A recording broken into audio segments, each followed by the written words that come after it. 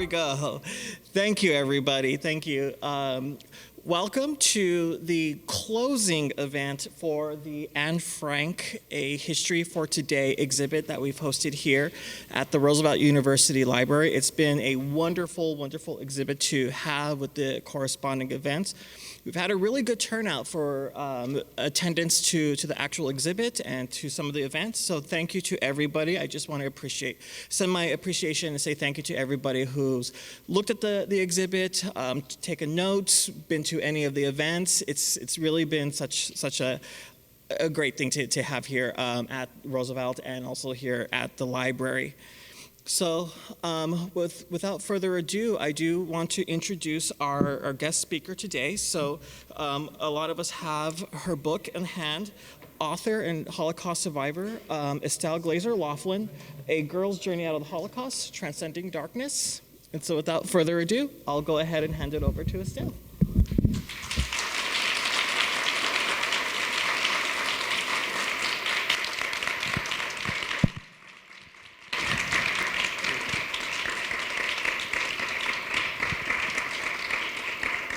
I want to thank you, Mr. Montano, very much for inviting me. And I thank you all for being here to hear me share my book, Transcending Darkness, A Girl's Journey Out of the Holocaust, and my story of the Holocaust. The book was published by the Texas Tech University Press, and it was named a finalist for the Book of the Year award. 75 years have passed since I was liberated from concentration camp. I no longer remember where I last put my glasses, yet I remember, clear as glass, events that turned my sunny childhood into an inferno and killed nearly everyone I knew and loved because they were Jews without means to protect themselves and without the help of others to protect them. I ask myself, how did I, along with my mother and sisters, survive? How did we survive with compassion, with love for humanity and joy of life? Life should be lived joyfully. These existential questions loom larger now at the sunset of my life, and hence my book. I will share with you glimpses of my experiences in the Warsaw Ghetto, events that led up to the Warsaw Ghetto uprising, my experiences in an extermination camp, liberation, and coming to the United States. I hope that my story will help as a reminder of the consequences to us and to humanity when we accommodate ourselves to tyrants, what it does to the conscience of a nation, what it does to love and trust. It is noteworthy that it took a mere 14 years for Hitler to change the Weimar Republic, the Weimar democracy, into a total police state and lead his country into ruins and humiliating defeat.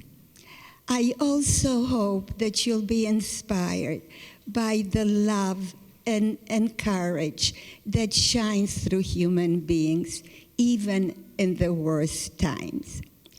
I was born in Warsaw, Poland. Although bursts of anti-Semitism were common in Poland, there seems to be something about people that like to team up, gang up against minorities. Still, Warsaw was the center of my universe and glows in my selective memory in golden radiance of lilac trees against open blue skies, rich sounds of good neighbors, kindness and trust and love. I had just turned 10 when Germany invaded Poland. Immediately, our lives changed beyond recognition. My once peaceful streets were now patrolled by foreign soldiers. They snapped whips in our homes and in the streets. They accused us of being greedy, yet they walked into our homes and helped themselves to whatever they wanted to, just like common thieves. They isolated us in a tiny ghetto and built a thick wall around us. They filled the ghetto with Jewish people driven out from surrounding areas. Most came on foot without a penny in their pockets, many without shoes on their feet. Most people died in the streets of cold, starvation, and homelessness and typhus. People covered the bodies of their children with posters saying, "Our children must live. Children are the holiest things." Yet in this inferno, people found heroic ways to hold on to their humanity. Immediately, the Jewish people in the ghetto organized themselves into self-help organizations, and it was spread out through the entire city. Those who had more gave to those who were most destitute among us. To own a book was an act of rebellion, was an act of courage. It was a capital punishment. You were shot on the spot if you were found with a book. Yet all over the ghetto, people had secret libraries. My father had a stash of his favorite books by Yiddish authors, by Sholem Aleichem and Sholem Asch and Isaac Peretz. Nights, windows blinded with covers to keep our existence secret in a dark room, we illuminated by a carbide light. We had no electricity. My father pulled out his books and read to us, bringing to life remote worlds. Guns hovering over our heads did not stop us from celebrating holidays. We pulled the window shades down and we celebrated. We even had poetry when there was no bread. There was a very remarkable author and historian in the ghetto. His name was Chaim Kaplan, and he said that it is strange that when we don't seem to need it at all, we need poetry more than we need bread. And I think it is true. I think that our humanity has to be nourished just as our bodies need to be nourished. I think that our ability not to follow like sheep, our ability to think for ourselves, our ability to create, to dream, is our godliness. All over the ghetto, heroic teachers met with children in cold rooms and taught them to hold on to their humanity, to hold on to their imagination, to hold on to their trust in love. In July 22nd, in 1942, things became even more horrible. That was the beginning of the Warsaw Ghetto deportations. We had no idea that the deportations meant death. Some people marched unknowingly and voluntarily to the deportation stations, not knowing that it really meant the end of their lives. Many people had.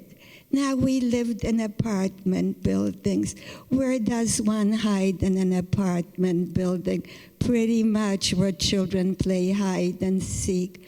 We hid behind couches, behind chairs, under beds, in cupboards and drawers, and between mattresses and box springs. Some people designated a room. They shoved a wardrobe in front of a door to obscure the room and to obscure the door. And that's what my family did. My family was my parents. I was at that time 12, 13 years old. My sister was a year and a half older. So this is where we hid. The deportations took place with 20th century know-how and Stone Age values. Between July 22, 1942, and September, 99% of the children disappeared. Can you imagine a world without the sound of children?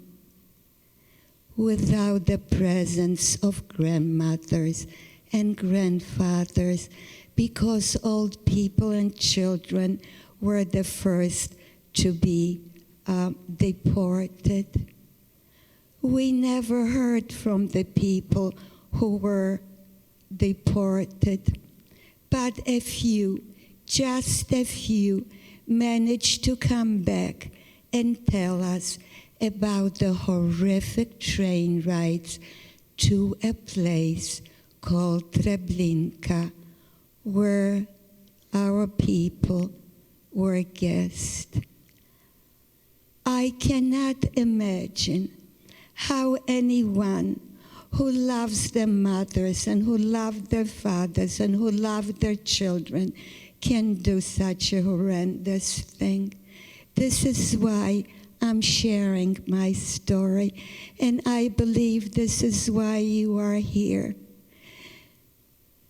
so that we appreciate the fact how important life is. We never heard from the people who were deported.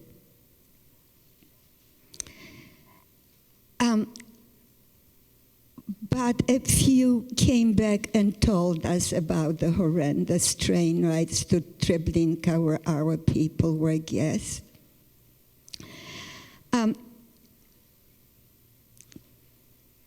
When the people heard about Treblinka, armed resistance began to form. And my father was a member of the armed resistance. So when we were told that we have to report I am a little bit distracted.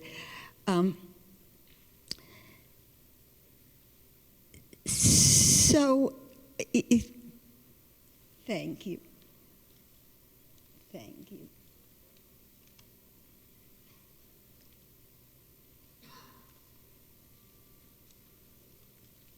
Well, my father, armed resistance began to form just as soon as we learned that the people who were deported were sent to a place called Treblinka, where the people were guests. And my father was a member of the armed resistance. So my parents built a bunker. We lived on the 3rd floor, and we moved from the 3rd floor to the ground floor, and my parents built a bunker under the apartment. And of course, there was a secret entrance to the bunker. The secret entrance was actually the commode lifted, and we would step down into the basement. And so when a band of Nazis came and the deportation was taking place, we lifted the entrance to our bunker, stepped down a ladder and into the basement, pulled the trap door down. The ceiling pressed down on us. The damp walls closed in on us. The ticking of the clock was our only clue when sun was rising and night was falling. And we were in this bunker. While we were in the bunker, fighting broke out in the streets, facing a 20th century army was a band of poorly clad, poorly armed, poorly fed fighters. They climbed up on rooftops. They ran out in front of the streets. They lobbed Molotov cocktails. They threw hand grenades. There was no end to their valor. It is amazing that it took that long. It took for the freedom fighters to resist them fight the Nazis. At some point, a grenade was thrown into our bunker, and there was not a corner to hide anymore. They dragged us out into the streets. The ground beneath us trembled. Flames, enormous tongues of flames were licking the sky and painting it an otherworldly color of iridescence. And we did not march like a swarm of nameless people. We were people with love, with people who our parents too wanted to take us home and tuck us into beds, and they dragged us out, and people were lying in congealed blood, and they marched us to Umschlagplatz, which is a deportation station, and loaded us onto freight trains. The world around us was just going up in flames. And we ended up in the morning in Majdanek, which was an extermination camp. They separated the men from the women and the children. There were no children. Children were contraband. Children, as a matter of fact, who were younger than 13 were forbidden to live. So my mother dressed me up. I had pigtails. My mother cut my hair and froothed it up and made me appear older. My father was separated from us, men and women and children. There were hardly any children left. We were separated at this point from my father. In Majdanek, by some fluke, Majdanek was an extermination camp. And so we were waylaid until there was space in the guest chamber for us to be guests. My mother, sister, and I had a pact that if one of us would be guest, all three of us would go. And so while we were in Majdanek, my sister got a horrendous beating, and she could not go to work, and so we hid her under the bunker.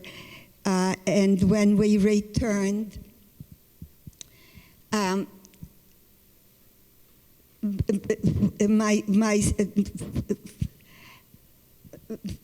some point,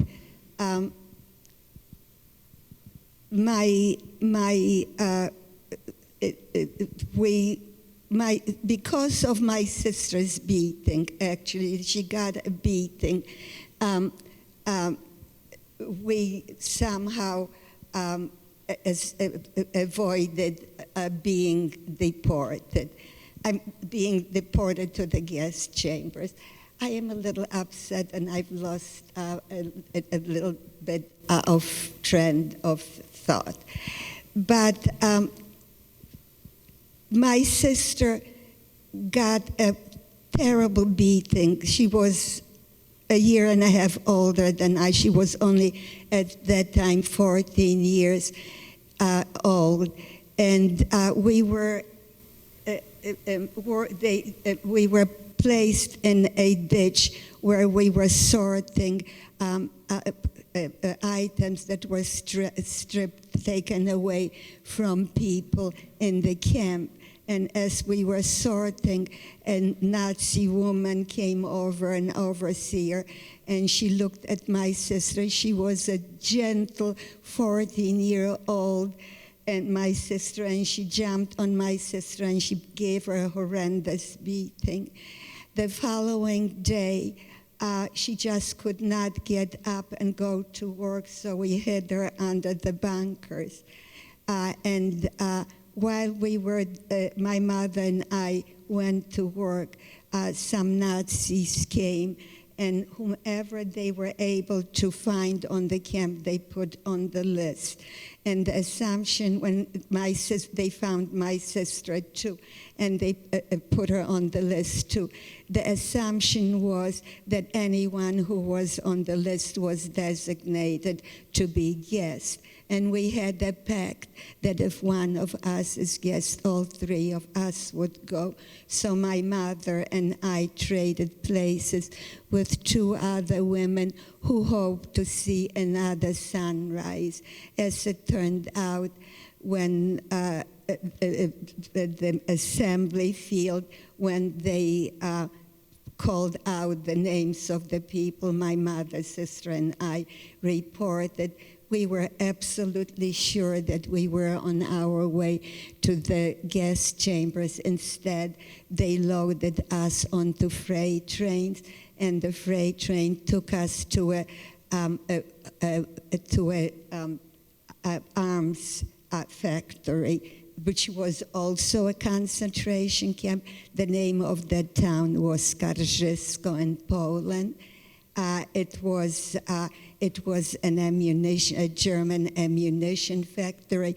The camp too was enclosed by barbed wire fences, and there were 2 sentries every few feet. And we worked from sunrise to dark, and and so we were in this factory, and then we were so completely isolated. It was impossible for us to imagine that a few miles away from us, beyond the fence, there were people who were sitting around dinner tables, and children with families were sitting. We might as well have been on another planet. Then one night, we hear a rumbling of airplanes, and we hear bombs falling, and we ask ourselves, could it be after all these years? And as it turned out, the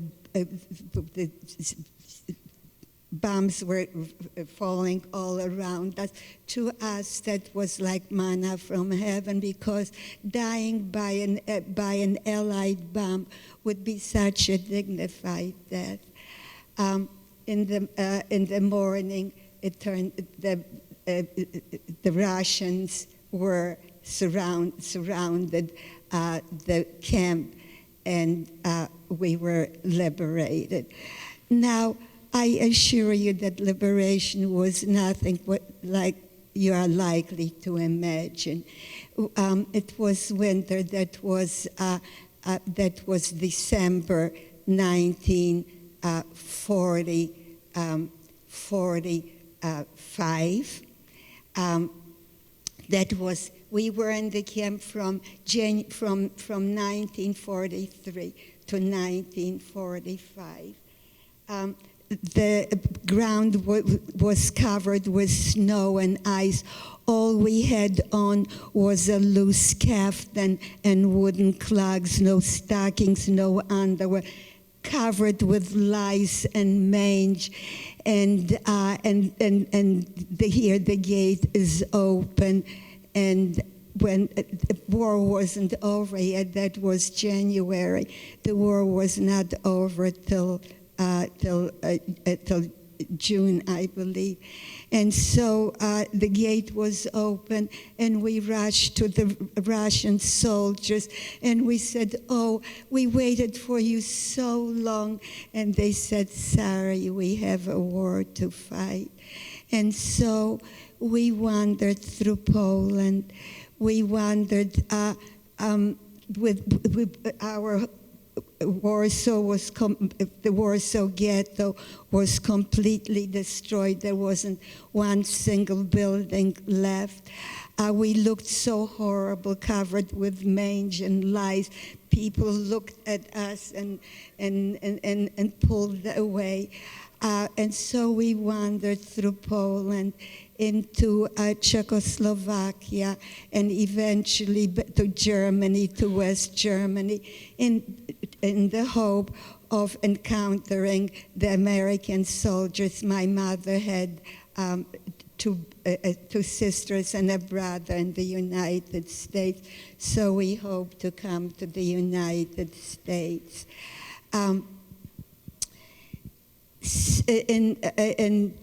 And so we eventually came to the United States. We came to New York. We did not have a penny. My mother had two sisters and a brother here. They found us employment in a garment factory. My sister and I were sewing buttons in a factory. My heroic mother, who in the ghetto and in the concentration camps told us, the world has a conscience. She said, "You'll see if we'll survive. The Nazis' children and the children's children will be ashamed and for what they have done." And truly, and she was right. The Germans are now asking, how could it have happened in our country, in such a civilized country? And my sister and I started to work in a garment factory, sewing buttons. Eventually, my sister and I entered college, night school. Thank you. My sister and I entered college. We entered night school. My sister became a professor of comparative literature. I became a teacher.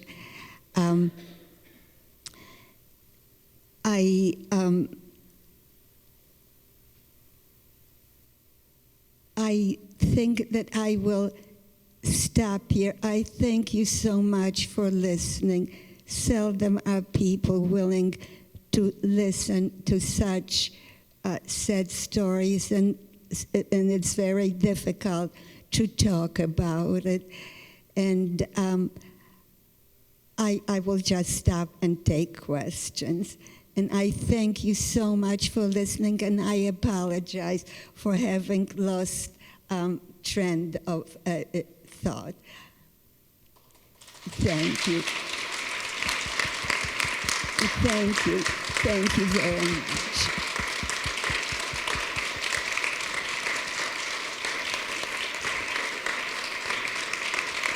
Thank you.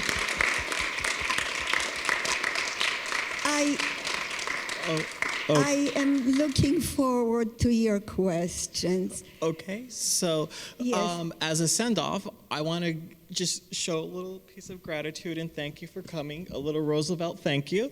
We got you a little gift. Thank you. I appreciate it very, very much. Okay. So we have people at the Schaumburg campus who's on those cameras over there. So the only way that they can actually hear your questions and answers is through the microphone. So we'll go ahead and take questions now, but I will pass the microphone around. Then after the Q&A session, Estelle has been very gracious enough to do a book signing. So we'll just go over to that table over there for the book signing afterwards. Okay, so first question.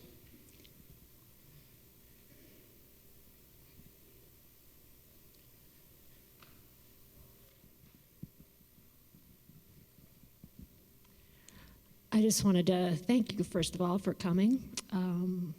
Just really very moving. And I had a question about sort of the process of dealing with the story over time. And since you were a teacher, Yes. I'm wondering if you shared any of this with your students at any point in time. And if not, sort of what you would recommend teachers say to students maybe at a younger age, like what would you feel is age appropriate maybe for middle school students? I'm not sure what level you taught. But Yes. Yeah. Well, it is amazing that children are very wise, that children know right from wrong, and children are very brave. I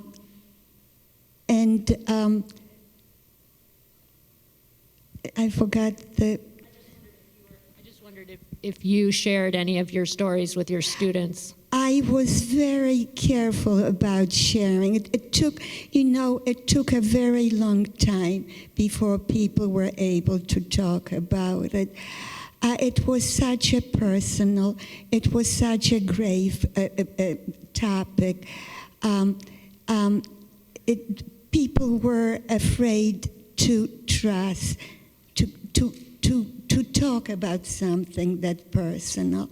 And I think that now people are much more ready to listen. And because people are more ready to listen, people are more ready to talk about it. Yes. Estelle, thank you for this. It's very moving. I have a lot of knowledge about both the Warsaw Ghetto uprising Yes. and the Home Guard uprising. Yes. And when Stalin stayed in the forest and didn't Yes. come in to help. So You were 13 or 14 at the time of the ghetto uprising? I was 13. Were you involved at all in making Molotov cocktails or loading, finding guns, or you stay underground during the entire uprising? All right. So my father was a member of the uprising. And in our bunker, there were the freedom fighters. It was really, at that point, the streets were so vacant. During at the point of the uprising, most of the people were deported from the ghetto, and when we heard about Treblinka, about where our people were guests, that's when people started to organize themselves into armed resistance. So there were very, very few people left. I remember I would sometimes walk out of our apartment. We lived in a 4-story apartment building. And we were the only family alive. I would sometimes walk out and walk down the courtyard and stick my head out of the gate to hear a sound. All that was crawling at me was silence. So, it was amazing that just a handful, such a small number of fighters fought longer than it took for France or for Poland to capitulate. That is all remarkable. Yes. Did I answer fully? Any other questions? Hi, my name is Aaron, and I want to thank you for your amazing courage for telling your story. I have one question I wanted to ask about after you were liberated.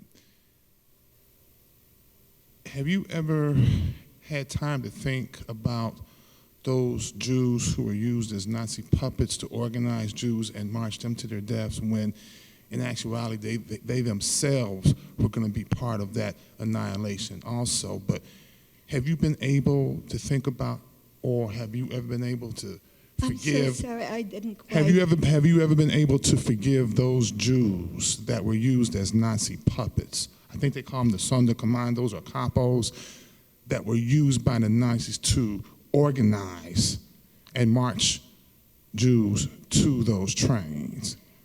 Have you ever been able to think about that? Were there any Jewish people who were collaborating, right? Yes. With the Nazis. There was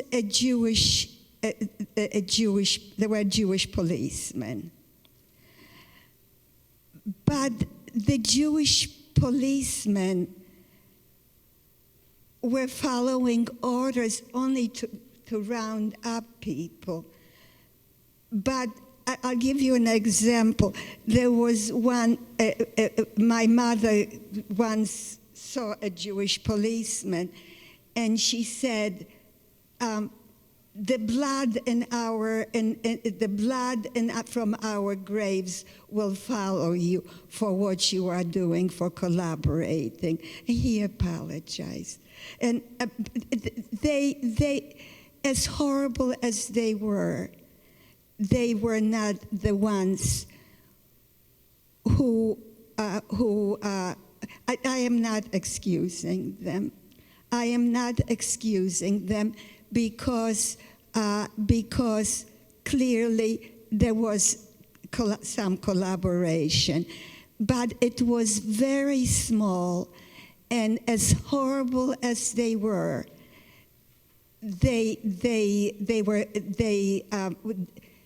in fact, there was one that saved my sister's life. But that's no excuse. Yes, there were some who collaborated, but not many. Yes. But didn't it save their lives if they did that? Did I they mean, save their own lives by doing that? Of course not. They were told that they were promised. I'm sure, they were promised some advantages, and they had some advantages. And I guess they rationalized and hoped, and they wanted to save their children, and they wanted to save their mothers and fathers. Of course, they in the end were killed too. Yes. We have a question over at Schaumburg. This way. Hi, Estelle. The question from Schaumburg is there an inspiring story or event that you can remember about people helping people from your time in the ghetto? I couldn't hear. Sorry. Is there an inspiring story or an event that you can remember about people helping other people from your time in the ghetto? Yes. The Warsaw Ghetto uprising was a heroic act. People helped one another in the ghetto. I did not mention the fact that I mentioned that we had secret schools, and that that was a way of keeping our humanity alive. We had secret schools. The teachers risked their lives to meet with children in secret rooms and to teach them to hold on to their faith in humanity and faith and love. There were all kinds of ways that Jewish people were helping one another. And then over here. First of all, I would like to say that thank you for taking the time to talk to us. And I know that it takes a lot of courage and bravery to talk about something that's so haunting and so sad. I just want to ask, do you have any advice for us? We see, people like me see a lot of evil and horrible things going on in the world. What advice would you give to us? How should we respond to things like that? I think we have to respond with love. I think that our only hope is to hold on to what is right and what is good, and to help one another, and to speak up against any injustice. I feel that if anyone is dehumanized, all of humanity is minimized. Any wrong to anyone is diminishing the value of good and right. And yes, I feel that we all have that responsibility to speak up, or else it's too late. We had another question from Schaumburg, and the question was, what happened to the bunker when... Okay. When we were in the bunker, at some point, a grenade was thrown into our bunker, and we were pulled out, and there was not a place to hide anymore. And they dragged us through the burning streets, and marched us to Umschlagplatz, which was a deportation station, and loaded us onto the trains. And we ended up in Majdanek, where the thorns of electrified barbed wire fences marked the end of our horizon, where gas chambers was right in front of us. And and where my sister got so badly beaten, and it is important to remember that human beings are capable of great evil. And I think in recognizing this fact, we understand the importance to hold on to goodness, to hold on to what is good and right. There was one more question from the Schaumburg campus, and the question was, if I can remember, I'll go back there, but the question was about after your liberation. Yes. What was your experience with others who were non-Jews? Did they feel remorseful? What was your experience after liberation? Okay. So it is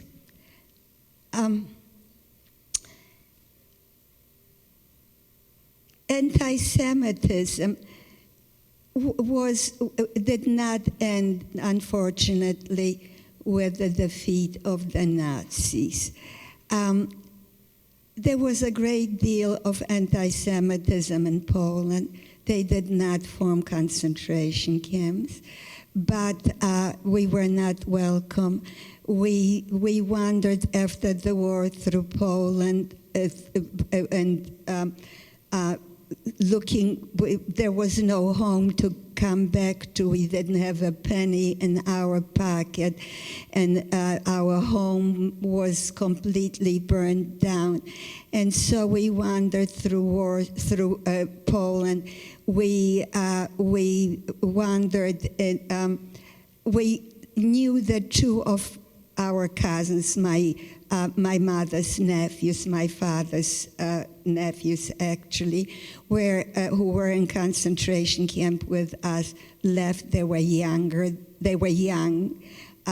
They were like 19 and 20, 21 years old. They were in much better physical condition than we were. So they went back to their little town called Jaworzyce in Poland. And we were so abandoned, so alone in this cold ground covered with snow. We were so hungry. We hopped trains, my mother's sister and I, and we knew that my cousins went back to their little town that was called Jaworzyce, and so we hopped trains to follow them to the town in Jaworzyce. And then when we were in this little town, I describe in my book how we had to flee from that little town because there was anti-Semitism. Right. So we fled. My cousins, we lived in, my cousins came back to their hometown in Jaworzyce, and they were permitted by the Polish people who took possession of their house. Their father had a business, and that there was a building and a jewelry store, and so they took possession of the house. My cousins were aware that they were members of the vigilante group that believed in ethnic cleansing too. And so my cousin had a friend who was a decent Polish man, and he told him to watch out that the people who were in their house were leaders in the vigilante group. But my cousin knew his father was a jeweler, and he knew that there was some gold and from their business and jewelry hidden. So they took a chance. There were two cousins, two brothers.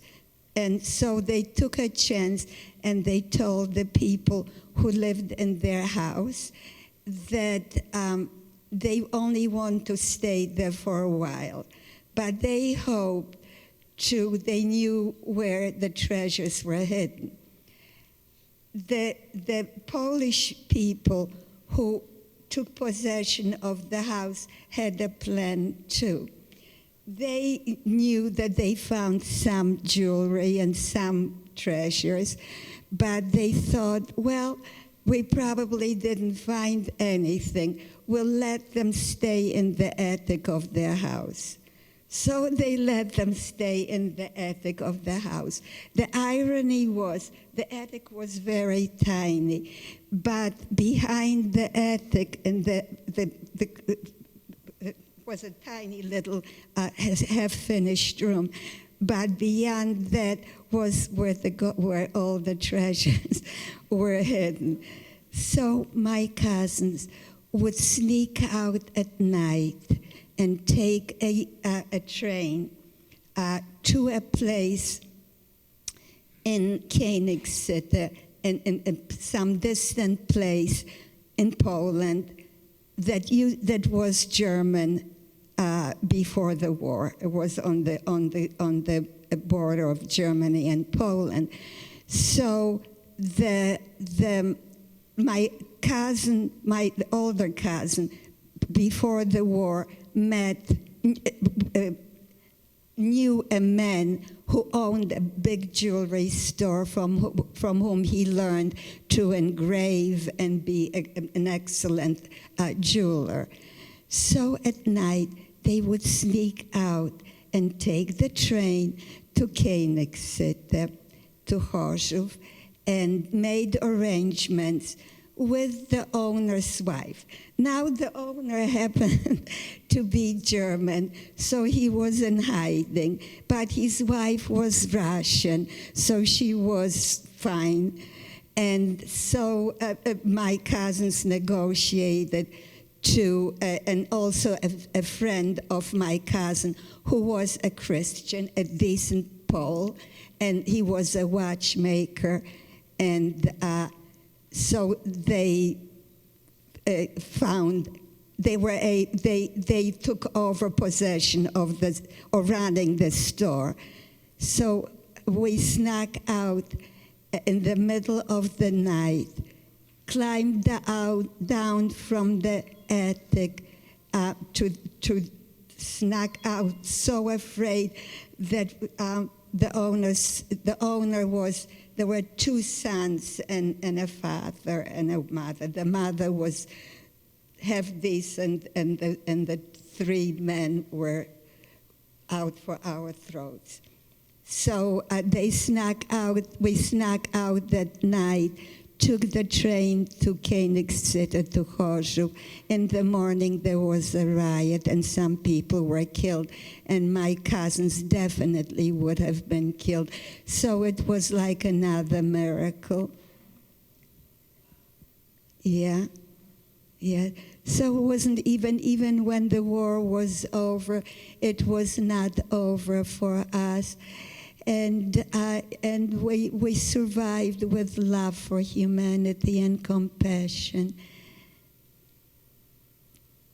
Any other questions? Coming. Oh, hi. I just happen to be here tonight, and I appreciate your presentation. The question I wanted to ask is, after you started in Warsaw, you went to 2 other cities, and then you were deported to the United States. I wanted to know, did you come through Ellis Island, and have you found the strength to go back to Warsaw in your later years? So the question. Could you repeat? Sure. The question was, when you came to the United States, Yes. did you come through Ellis Island? And the second part of the question was, have you been back to Warsaw or Poland since? We did not come to Ellis Island, but we arrived in New York, and what was the other part? And have you been back to Warsaw or Poland? I was invited a few years ago to go with a presidential delegation to the Warsaw Ghetto commemoration. And it was quite an experience. I was so afraid that if I'll go back, that the memories would be devastating. But I think it is true that which you are most afraid of, you need to face.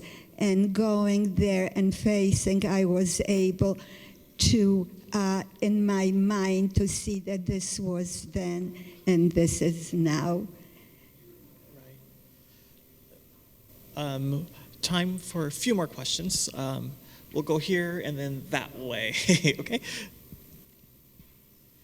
Firstly, I just want to say thank you so much for being here and for having the immense courage to share your story. And I just feel so very privileged to be able to hear your story and be able to learn from your experience. My question for you is, having faced the horrors, the unimaginable horrors that you did face, following your liberation, how were you able to look through a lens of love and compassion, and where did you look for love and compassion in the world? The question is, how did we survive all this horrendous mistreatment and maintain our love for humanity? Yes. At first, when we came back, when we went to Germany, it was so hard for us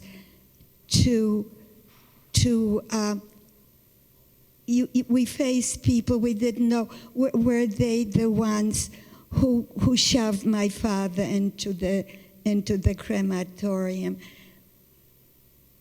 But at some point we realized that hate has to stop somewhere. We had to realize that hate has to stop, and right. So we just lived with it, and I think that if it taught us anything, it taught us compassion and love for humanity. Thank you. I think that most of survivors, I think, are very compassionate. That is true. Yeah. I think there's something in human beings that is so sad, that likes to team up against minorities.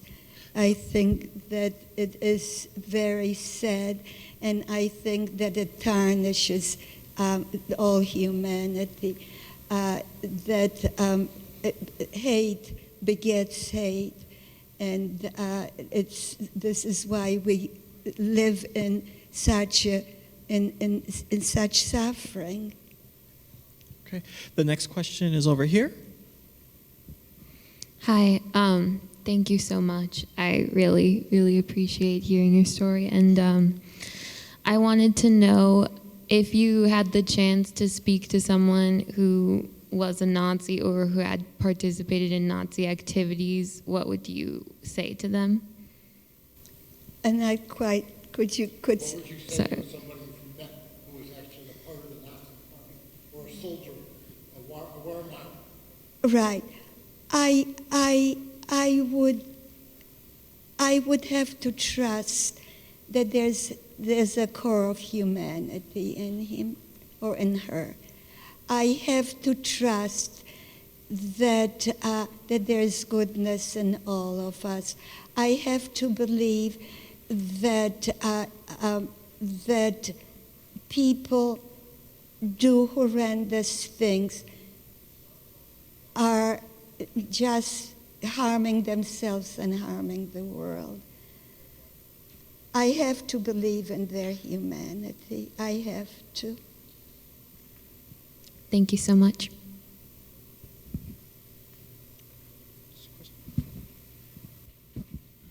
Good evening. When you look back, what do you think was your key to survival? How did you survive the Holocaust? What is the key to survival? How did I survive the Holocaust? I think that life is very precious. And I held on to that I think it's a beautiful drive to live. I wanted to see another sunrise. I wanted to hear another bird. I wanted to be embraced by another human being. I think that drive towards life is noble. And I think that drive is also something that makes me appreciate every life.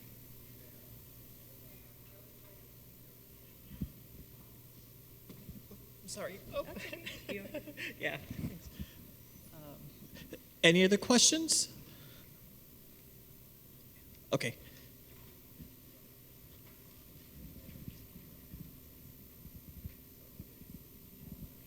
Hi. I was just wondering, did you ever find true happiness afterwards? Like, did you get married and have kids and just like enjoy your life afterwards? Yes. Okay. Have I found happiness and did I start a new life and have children? Yes. I have 3 children and 7 grandchildren, 1 for every day of the week. I treasure life. I am not a stranger to suffering. I think sensitive people are. But I also appreciate the glory of seeing another human being, of seeing another sunrise, of course, my grandchildren. Yes. Thank you for your question. Okay, 1 second. Yes. Do you know what is happening in the schools today as far as teaching of the Holocaust? Is it progressing? Is it being taught today? It is a requirement, and I don't know that it is universal, but I know that in many, for instance, the Holocaust Museum here in Skokie has lots of schools visiting, right. Any other questions? Okay. This will be the last question, then we'll move on to book signing. So I've seen pictures of the last day of Majdanek when the Russians liberated you. And did you leave the camp right away? I mean, did the Russians provide you any food, at least for 24 hours? And did you did you go back to Warsaw at the first? Okay. Or did you try to, you hop trains, or was there any trucks? Was anybody willing to give you a ride back to at least an area you somewhat knew? All right. So when we were liberated, we were wandering, looking for our cousins. The Russians still had the war to fight. So we were wandering for quite a long time, hungry, homeless, until we found our cousins in that little town in Jaworzyce. They were much better able to take care of themselves. So we were together, and then eventually came to the United States. Of course, what I have told you is just the background of my story. And I mentioned that I wrote the book Transcending Darkness, and I just finished another book, a novel, and it will come out this summer, spring, published by the Texas Tech University Press. Hannah, I forgot to tell you, it's a fiction, and it describes the fiction. It's about a girl who lives in the ghetto, but she escapes from the ghetto is rescued by a righteous Christian family. It was very important for me to recognize that there were righteous people, because they are I feel what keeps the world in place. So it's about a righteous Polish family that is helping this girl escape, survive. My grandparents. Yes. Warsaw, Poland. Yes. And thank God they escaped before. It was never talked about in my family, though. Yes. And so I will tell people I'm 100% half Polish, but I never know which half. Oh. The right, the left, the upper, the lower. The good half. The good half. If you forgive me, I do want to ask a question on from me. A lot of the times when we encounter the Holocaust, we read it in books, and we hear the background stories and such. But one of the things I think I'm missing is, how did people feel? What were their feelings? What were their internal processes? Can you talk a little bit about how did you and your family feel when you learned that Germany was going to invade Poland? How you felt when you had to move to the Warsaw Ghetto? How did you feel and processed that? I think I'll have to say you got to read my book, because it's there. Again, I'll say it is amazing how suffering can teach you appreciation of humanity, how in spite of grave suffering and pain, and you can hold on to your values. And if you hold on to your values, you are indestructible. When I see children sometimes listening, I tell them, if you hold on to that which is best in you, you'll always be all right. I think that maybe there's also some cultural heritage that the Jewish people have built up. You know, Jewish people were persecuted for centuries. My mother was chased out by the Cossacks from Russia when there were pogroms, riots, that she was chased out, and she came to Poland and was married, was in love with my father, who was, and I described that too, who was born lived for generations, and his family lived in Poland. And so my mother, and then when she had that paradise and had the two children that she loved so much, then Hitler came.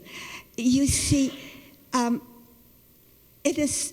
I think it's such a shame that and I'm going to make a political statement here, that our president is not supporting the unity and the support of Europe, because the fact is that there used to be wars in Europe every few years. In my mother's lifetime, within. She was liberated. The First World War was over, what, in 1914 or 9? Pardon? And ended in 18. So then in 1929, there was another war. There were constant wars. Now there was no war for 75 years because of the unity. Because the United States and Europe was a star. It was like a god. It was a symbol of freedom, and still is. It's still a dream. And it breaks my heart to see that we are withdrawing our ideals, our strength, that we are not shining the way and the way we were, and we did so beautifully. It did not harm our strength, and yeah. Thank you very, very much. Thank you. Thank you. Thank you very much.